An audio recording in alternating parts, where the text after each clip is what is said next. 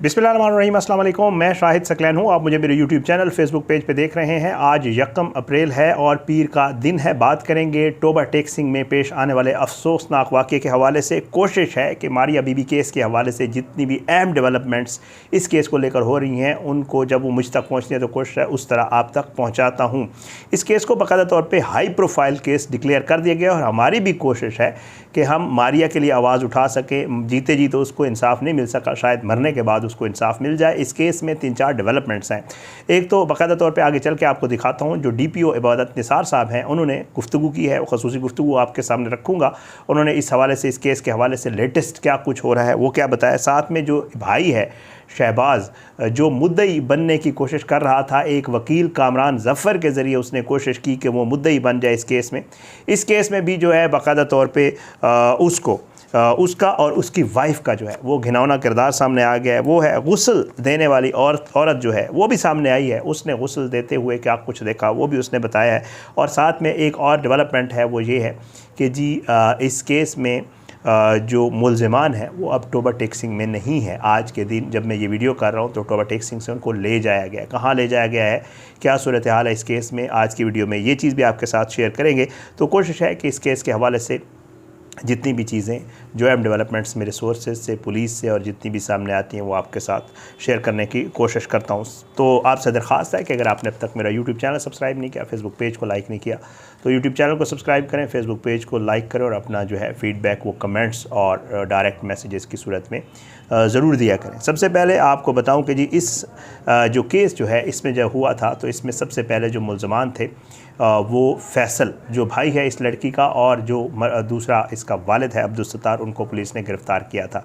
उसके बाद पुलिस ने जब थोड़ी इन्वेस्टिगेशन की तो पता चला कि इस केस में जो शख्स है जिसने ये वीडियो बनाई है यानी शहबाज और उसकी बीवी सुमेरा, ये भी बाकायदा तौर पे जो है इस केस में मुलव्वस हैं। पुलिस ने उनको भी गिरफ़्तार किया। तो अब जो है शहबाज और सुमेरा, मैंने आपको अपनी वीडियो में नहीं बता सका था, तो उनको भी जो है पुलिस ने अदालत में पेश किया। तलत जावेद साहब की अदालत में जुडिशल मजिस्ट्रेट हैं और उन्होंने इनका 4 रोज़ का जिस्मानी रिमांड मंजूर कर लिया। तो अब 4 मुल्ज़मान हैं जिनका 4 रोज़ का जिस्मानी रिमांड है, जिसमें फैसल, सत्तार, सुमेरा और उसका शोहर शहबाज शामिल हैं। बहरहाल ये सारा मामला यहाँ तक है। अब इनको क्यों गिरफ़्तार किया गया है, ये जो अपना सुमेरा और शहबाज हैं, इनकी गिरफ़्तारी के हवाले से मैं चाहता हूँ कि ये ज़रा आप इनका जो किरदार है उसके हवाले से ज़रा DPO इबादत निसार साहब की गुफ्तगू सुन लें, फिर उसके बाद आगे चलते हैं। तो गुस्ल देने वाली औरत और मुल्ज़मान कहाँ गए हैं और इस केस में आगे क्या चल रहा है उसके ऊपर ज़रा बात करेंगे। पहले आप सुन लें कि ये जो DPO साहब हैं वो इस केस के हवाले से, इनकी गिरफ़्तारी के हवाले से क्या कुछ बता रहे हैं, फिर आगे चल के बात करते हैं। वीडियो बनाने वाले का चूँकि जब FIR हुई तो उस वक़्त एक इनिशियल स्टेज थी जिस पे हमें इंफॉर्मेशन मिली और हमने फ़ौरन FIR दर्ज की। और FIR दर्ज करने के बाद लेटर स्टेज के ऊपर जो वीडियो बनाने वाला था उसका किरदार ये सामने आया कि उसने ना सिर्फ वो जब ये इंसिडेंट हो रहा था तो उसको फिल्म कर रहा था, बल्कि उस इंसिडेंट के बाद भी उसने इस डेड बॉडी को वहाँ से लेकर, जो वीडियो बनाने वाला शहबाज मुल्ज़म है वो डेड बॉडी को लेकर आया और उसने हॉस्पिटल नहीं लेकर गया और हॉस्पिटल ना ले जाने के बाद दोबारा उसको वहाँ जाके उनको दफना दिया। और दफनाने के बाद 18 से लेकर 24 तारीख तक उसने ये वकूआ जो वो रिपोर्ट नहीं किया। तो लेटर स्टेजेस के ऊपर उसका ये किरदार सामने आया कि उसने इस पूरे इंसिडेंट को छुपाने की कोशिश की है, जिसमें उसका किरदार और उसकी बेगम का किरदार मशकूक हुआ है और उन्हें जो है वो गिरफ्तार कर लिया गया। जितने इसमें मुल्ज़मान हैं, अभी तक 3 मुल्ज़म और एक मुल्ज़मा अरेस्ट है। जो 3 मुल्ज़म मेल हैं उनका जो है वो DNA करवाया जा रहा है ताकि उसकी रोशनी में आगे पता चले कि किसी के साथ अगर मैच होता है तो उसका किरदार उसमें डिटरमिन होगा। जब ये इंसिडेंट हुआ तो इलाके में जो है वो चहमगोइयाँ हो रही थी और पुलिस को अपने ज़राए से ये मालूम हुआ कि यहाँ इस तरह का कत्ल का एक वकूआ जो है वो सरजद हुआ है। तो जब पुलिस ने उसकी छानबीन करना शुरू की तो फिर इनकी मजबूरी बन गई कि ये सामने भी आएँ और ये केस भी रिपोर्ट करें और जो है वीडियो भी जो है वो सामने आए। और आजकल जैसे कि सोशल मीडिया का दौर है, अगर कोई चीज़ सरफेस हो जाती है तो फिर उसको रोकना मुश्किल भी है और ना हम ये चाहते थे कि ये चीज़ जो है वो इस तरह कंटेन की जाए। ये जो मुद्दई बनने वाले भाई और भाभी थे उनके घिनौने किरदार के हवाले से DPO साहब ने ख़ुद बता दिया। ये बाकायदा तौर पे इस कत्ल में प्लानिंग में मुलव्वस थे और ये सारी चीज़ जो है इसमें शामिल थे। ये लोग लाश को ले गए, इन्होंने इस मामले को छुपाया। बाद में जब मामला जो है वो थोड़ा सा खुला तो पता चला कि ये लोग भी उसी तरह इन्वॉल्व हैं। अब दूसरा मामला है जी, गुस्ल देने वाली जो औरत है उसके भी बयानात सामने आ गए हैं। बहन है मारिया की, उसने इंटरव्यूज़ दिए हैं, वो बड़े होलनाक हैं। वो ये बताती हैं कि उसने जब मारिया को गुस्ल दिया तो जो कुछ बताया जा रहा है मामला उससे बड़ा मुख्तलिफ था। मारिया को जब उसने गुस्ल दिया तो वो कहती है कि जी मुझे जो है भाई ने रात को 1 बजे बताया कि मारिया की तबीयत ख़राब है। जब मैं उसके घर पहुंची तो मारिया जो है वो फौत हो चुकी थी। वो कहती है कि जब मैंने मैयत को गुस्ल दिया तो मालूम हुआ कि मारिया पर कत्ल से पहले बहिमाना तशद्दुद किया गया है। उसके जिस्म पर मुतअद्दिद जो है वो तशद्दुद के निशानात से, साथ वो कहती है कि साथ मुझे ये भी इल्म है कि उसका गला दबाकर उसको मारा गया था। वाज़े तौर पे उसके गले के ऊपर निशानात थे। और वो साथ ये भी बताती है कि उसकी आँख, उसके नाक और उसके नाजुक आज़ा से भी खून बह रहा था। ये भी वो इस चीज़ का इंकशाफ कर रही है। और साथ साथ वो बताती है कि उसकी एक साइड जो है वो प्रॉपर जो है वो, उस दिन आसिफ भाई ने भी मेरी वीडियो में जब इंटरव्यू दिया था, उन्होंने मुझे, जो टोबा टेक्सिंग से रिपोर्टर हैं, तो उन्होंने भी बताया था कि जो इब्तदाई रिपोर्ट है उसमें उसकी जो एक साइड है बॉडी की वो प्रॉपर मसली हुई है, जैसे उसको बाकायदा तौर पर ज़ोर से तशद्दुद किया गया हो, मारा गया हो, मसला गया हो, उस तरह की सिचुएशन थी मारिया की जो बॉडी थी उसको लेकर। तो अब ये चीज़ें जो है मज़ीद खुल के सामने आई हैं। बाकी पोस्टमार्टम हो गया है, DNA के लिए नमूने चले गए हैं, तो ये सारे मामला जो है अब काम में हैं। अब आपको आगे चल के एक और चीज़ बताता हूँ, एक और डेवलपमेंट है, और वो ये है कि जी इस केस का जो बाकायदा तौर पे तफ्तीशी अफसर है उसको तब्दील कर दिया गया है।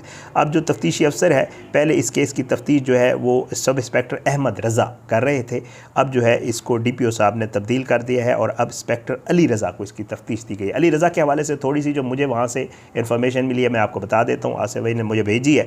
वो कहते हैं कि जी DPO के प्रिंसिपल स्टाफ ऑफिसर के तौर पर काम कर रहे हैं। ये जो अली रज़ा हैं ये 100 से ज़ायद कत्ल और दीगर हाई प्रोफाइल केसेस जो है उसको कामयाबी से तफ्तीश करने और हल करने का इनको जो है क्रेडिट है। साथ साथ ये बताया जाता है कि अंधे कत्ल के सुराग लगाने के भी माहिर है और इनको मुतअद्दिद एजाज़ात इनकी जॉब और इनकी परफॉर्मेंस के ऊपर मिल चुके हैं। तो उम्मीद की जा सकती है कि अब एक ज़बरदस्त अफसर आया है और उम्मीद है कि इंशाअल्लाह वो इस केस को जल्द और बेहतर तरीके से जो है वो हल कर लेगा। उम्मीद यही की जा रही है। अब इसके अलावा जी और कोई डेवलपमेंट्स हैं वो आपके सामने रख देता हूँ। वो ये है कि जी जो मारिया के जो बाप और 2 भाई हैं, यानी 3 मुल्ज़मान, उनको DNA टेस्ट के लिए लाहौर ले जाया गया। मैं आपको बता रहा था ना टोबा टेक्सिंग में नहीं है, तो उनको लाहौर ले जाया गया। अब है क्या, DNA टेस्ट इसलिए किए जा रहे हैं कि ज़ाहिर बात है ज़्यादती का कहा जा रहा है, और जब ज़्यादती होती है तो DNA से ही पता चलता होता है। मुर्दा जो होता है उसकी DNA लिया जाता है और फिर मुल्ज़मान का लिया जाता है, तो उसके बाद पता चलता है। इन तीनों मुल्ज़मान को जो है वो DNA टेस्ट के लिए लाहौर ले जाया गया। इनके DNA टेस्ट होंगे और उसकी जो रिपोर्ट आएगी उसके मुताबिक DPO साहब भी ये बता रहे थे कि उसके मुताबिक फिर मज़ीद दफ़ात जो है केस में ऐड की जाएंगी। एक तो ये डेवलपमेंट है। साथ में एक और डेवलपमेंट भी आपके सामने शेयर कर देता हूँ। जो चीज़ें आती हैं कुछ होती है उस तरह आपके साथ रखे जाए। अब जो है DNA टेस्ट के अलावा ये बताया जा रहा है कि इन मुल्ज़मान का पॉलीग्राफ टेस्ट भी करवाया जाएगा। ये भी मेरे पास इंफॉर्मेशन आई है।